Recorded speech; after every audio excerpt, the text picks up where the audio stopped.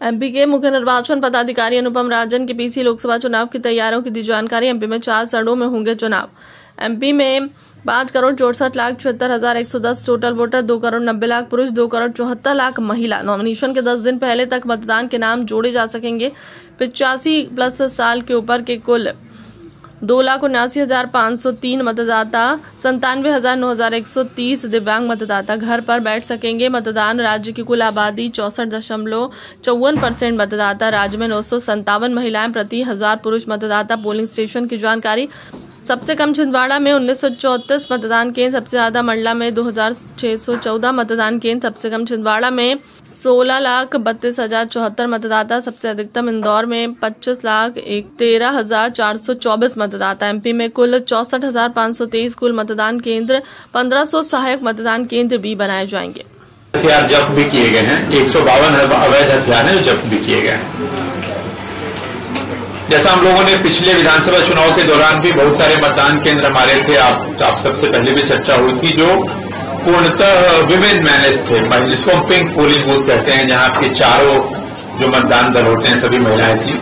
मंदसौर में आपको बताऊं, पूरी काउंटिंग की पूरी काउंटिंग वहां महिलाओं ने की थी। विधानसभा चुनाव के दौरान जो कंट्री में एक अनूठा प्रयोग रहा था और बहुत सराहा गया था, इंडिया टुडे ने भी इसको कवर किया था। तो लोकसभा निर्वाचन के दौरान हम लोगों ने टारगेट किया है कि 3,500 मतदान केंद्र हम महिलाओं के द्वारा संचालित, और सोचा अधिक से अधिक प्रयास ये होगा कि और भी बढ़ाएं। तो सभी कलेक्टर अभी 3,500 हम लोगों ने टारगेट किया है और इसको बढ़ाने का प्रयास करेंगे। इसी तरह से 250 मतदान केंद्र दिव्यांग साथियों के द्वारा संचालित हों, ये हम लोग प्रयास कर रहे हैं। लोकसभा निर्वाचन में लगभग 5 लाख कर्मचारी हमारे लगेंगे।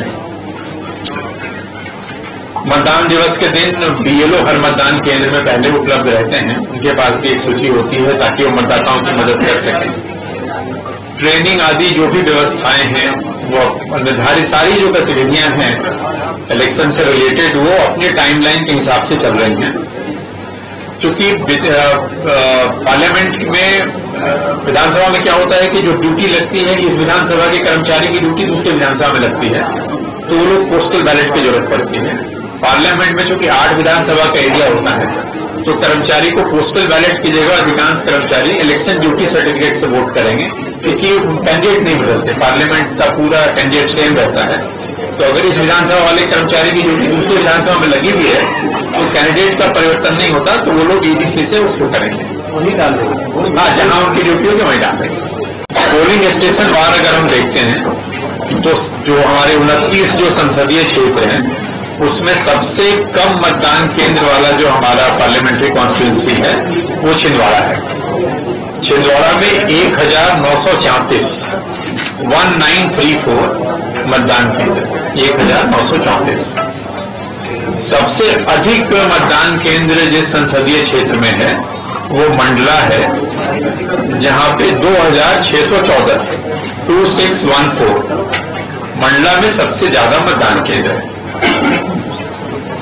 मतदाताओं की संख्या के हिसाब से अगर हम देखते हैं, तो अगेन छिंदवाड़ा में वोटर्स की संख्या, सबसे कम वोटर वाला अगर कोई पार्लियामेंट्री कॉन्स्टिट्यूंसी है तो वो छिंदवाड़ा है, जहां 16,32,074 1632,074 इतने मतदाता हैं आज की स्थिति में।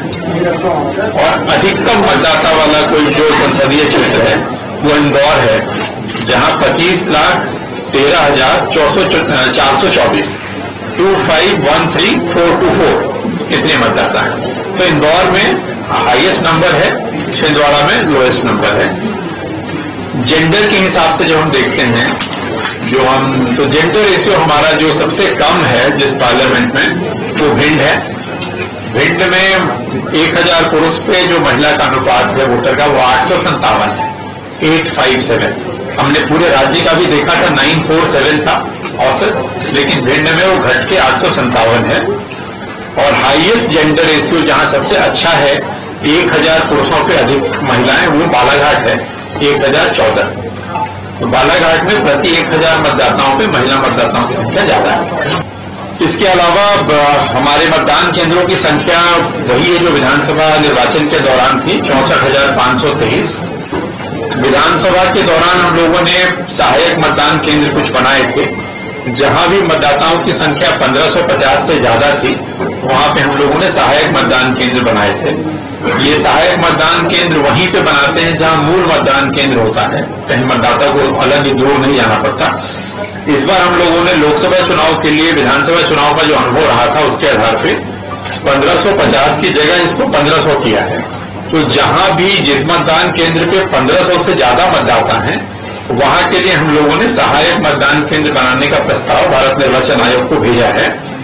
इस प्रकार के कुल हम 367 सहायक मतदान केंद्र भारत निर्वाचन आयोग से अनुमति प्राप्त होते ही बनाएंगे। 367 ये सहायक मतदान केंद्र उसी जगह पे होते हैं जहां मूल मतदान केंद्र होता है। तो 2 मतदान केंद्र होने से थोड़ा भीड़ कम हो जाती है, आसानी से मतदान हम कर पाते हैं। कानून व्यवस्था सुनिश्चित करने के लिए जो प्रयास पिछले बार हम लोगों ने विधानसभा के दौरान किए, तो वही हम लोग इस बार भी कर रहे हैं। अभी आचार संहिता या चुनाव की घोषणा हुए 2 दिन हुए हैं, लेकिन लगातार समीक्षाएं चल रही हैं। हमारे स्टेट में जो लाइसेंस्ड वेपन है वो 2,84,503 है, 2,84,503। इसमें से लगभग 1.25 लाख हथियार अभी तक हम लोग जमा करा चुके हैं और बाकी कार्रवाई चल रही है।